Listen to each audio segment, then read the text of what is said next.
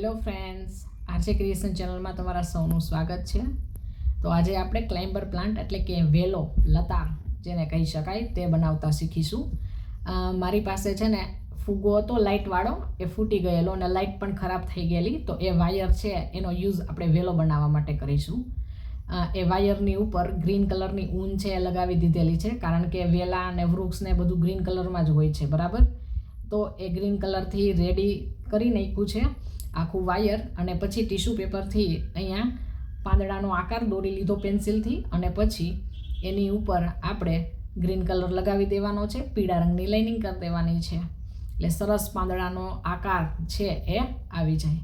આવા ઘણા બધા પાંદડા છે એ મેં રેડી કરી લીધેલા છે. સુકાઈ જાય ને ત્યાં સુધી આપણે એને રાખવાના છે.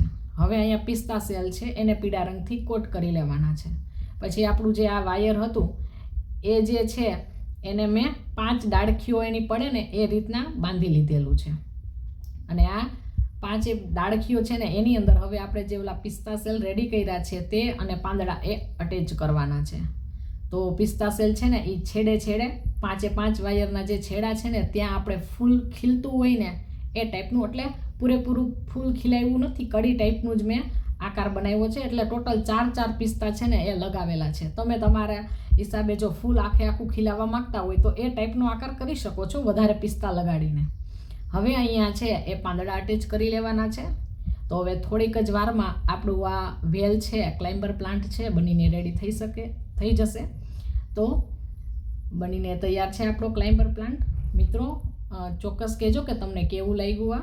મેં આ વેલને છે એ એક કાચની બરણીમાં ચોંટાડી છે દિવાલ ઉપર. આશા છે કે તમને પસંદ આવ્યું હોય.